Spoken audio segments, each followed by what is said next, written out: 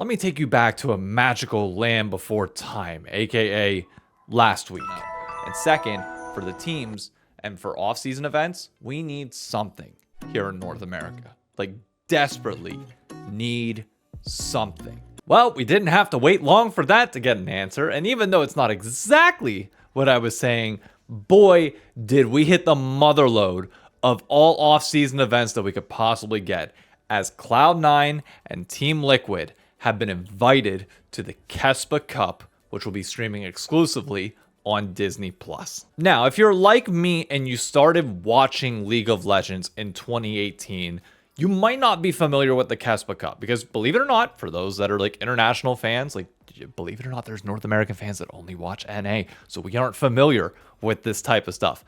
What the Kespa Cup is basically it's just a preseason tournament that lasts about a week, that develops some hype going into the next year, which for North America, I've been wanting one of these individually. You have the Demacia Cup, I think it is, for the LPL, and the Kespa Cup here for Korea.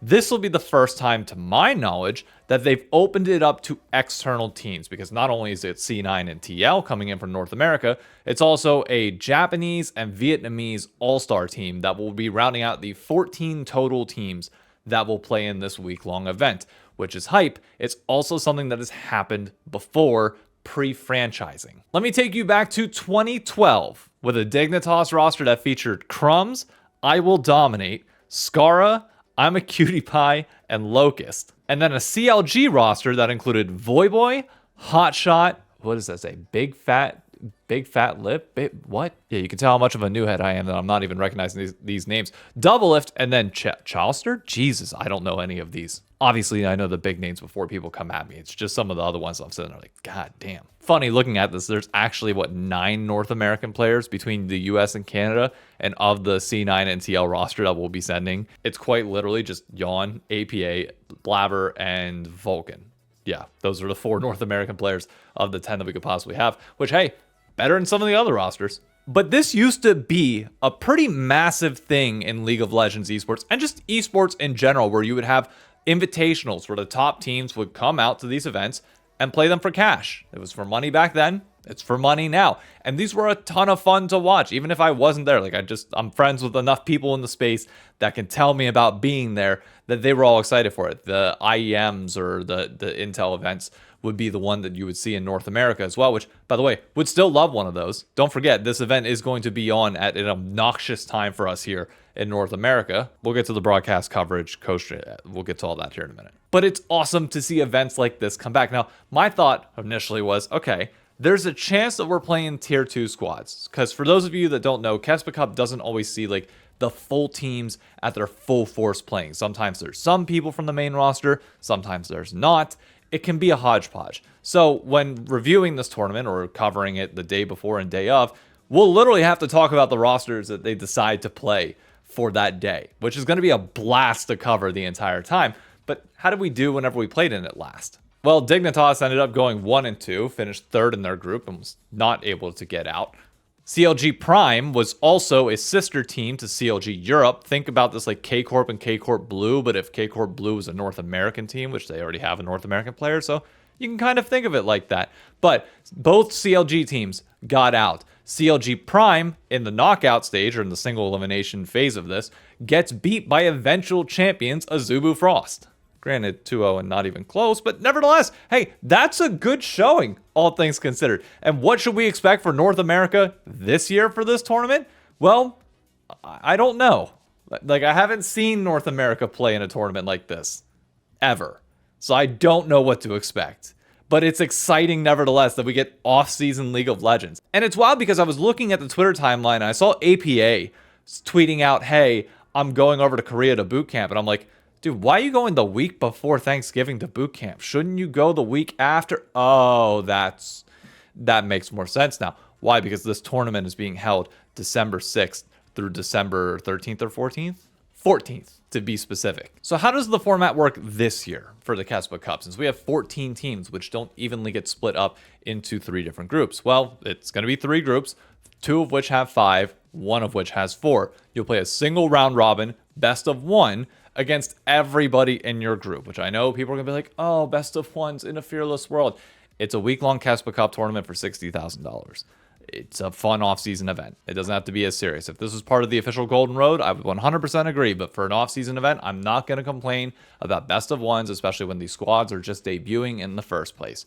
From there, the first seed from each pool immediately goes into the playout knockout stage. The second seed for each group qualifies into a last chance bracket. Best of threes, where the 3 remaining teams will compete against each other to determine one that gets out. After that, a double elimination between the top 4, all of whom are automatically in the money to split that. I think it's close to like $70,000 prize pool. Double elimination, best of 3s for everything but the grand finals, which will then be best of 5s. Again, Fearless is standard everywhere, so I'm assuming Fearless is going to be a part of this as well. Now, the broadcast side of things. This is where things are a little bit more touchy in terms of what I can talk about here. But I'm just going to trust my gut that I know how to do this appropriately, because I've sent multiple emails to compliance at Disney. For full disclosure again, I work for Disney, specifically Disney Streaming. I oversee portions of the consolidated financial statements for Disney Plus and Hulu. So this being exclusively on Disney Plus is not only me promoting League of Legends, the game, but me promoting the company that I work for.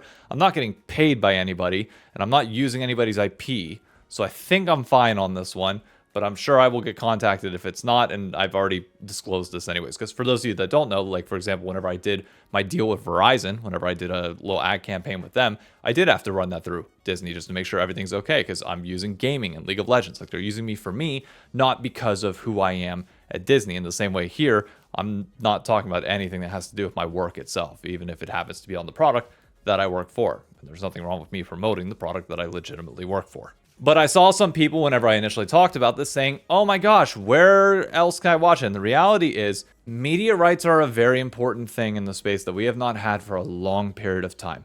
Now, this is a tournament that features majority Korean teams. We know that the English viewing audience will not be tuning in as much because it will probably be at like 3 or 4 a.m. our time. But people asked, okay, where are the VODs going to be at? I'm assuming it'll probably be on Disney Plus. I'm waiting for more information on that as well. The only thing listed on the liquipedia.net page is just this Disney Plus, and we house VODs on the platform. So yeah, that makes sense that it would all be there. How do you get content elsewhere then? The same way you do for golf, for football, and beyond. If they decide to upload it to their channels with highlights, they can. But if you want to see the full games and the full broadcast, you will need Disney Plus to watch this, which is a great thing for the space. Regardless of how people feel about streaming in general, any particular platforms, media rights are a revenue source that has been missing in LoL Esports for a long period of time. And the fact that it is good enough to the point where a deal was signed between the two, that is a great sign for the space. It's great that Disney's interested. It's great for League of Legends. All of this works together to help promote us. Now, how does that affect your favorite content creators and those that are going to cover this? Well, for me, I'm just going to talk about it as I normally do. My content's not affected by whether I can show you gameplay or not. Everything I do is with pictures for the most part. And I've tried to do some gameplay clips, but Riot is more stringent than most other people would be, and most other broadcast networks are when it comes to gameplay clips. So I've always just done with pictures. You're going to get the same exact coverage and conversations that we have here. Co-streams, that I have no clue. Couldn't tell you. But I would just say to folks that I know are probably going to be angry that you're not able to watch a League of Legends tournament for free on your free sites that you have elsewhere, this is a good sign for the space overall. And it is not every single tournament all year. It is the Kespa Cup. This is an amazing opportunity that one person in particular deserves a shout out. And it's the reason why I'm wearing a C9 jersey when I know many of you would not expect me to. That is David Hahn with Cloud9, who watched the Kespa Cup last year and made it his personal goal to make sure that a North American team could participate in it. He works with Cloud9. He was able to get Cloud9 in, but not only that, once Cloud9 was in, was able to try and push for Team Liquid to come as well, of which Team Liquid gets invited. They were able to accept last minute. This is his praise that we should be singing in this moment. Somebody that genuinely understands what North American fans need, which is an off-season event. He understands the fact that we have been starved for content during this period, and it gives us a chance to watch our teams go up against Tier 2 and a little bit of Tier 1 over in Korea, which I know for some people might be scary, because what happens if we lose to them? Well, then we lose to them. And that is what it is, and we need to improve and be better. But events like this are so much fun, and they are quintessential to the core of esports. And I've been saying for the longest period of time, I will always appreciate, no matter what org it is, even if I hate them with my guts to the end of time, I will appreciate C9 for doing this. They genuinely care. And this is something that I just hope we all understand how much we needed this. And in a world where I've got Raz posting the TikTok now consistently, Jat posting the TikTok, we got NA off-season events. Granted, it's still in Korea. I really hope we eventually get one in North America so we have something to go off of and have fans be excited about, something that we could watch on our own prime time. Regardless, this is how you start the off-season. When I told you that driving off-season events and hype was going to be important, this is a great first step. Now, can we translate that to the domestic product afterwards? That we'll have to see. Only time will tell. But this is how you kick it off on the best foot humanly possible. I cannot wait to cover this tournament. It completely clears plans I had. I think the videos I had planned for that week were like trying WASD for League of Legends and talking about I don't even remember what my ideas were, but that whole week's clear now. We're going to be talking about this every single day. Whenever you wake up after games are played, you'll have a video in your inbox of me talking about it. It's going to be fun. Can't wait to see you around. If you haven't done so, be sure to like and subscribe to the channel for daily LoL Esports content and shorts. 3 YouTube videos guaranteed a week, sometimes even more whenever we have events like the Kespa Cup with North American teams being there. And dear God, is this so nice to have the international and North American audiences blending together a little bit more. God, is this nice. And thank you, C9, for making this happen.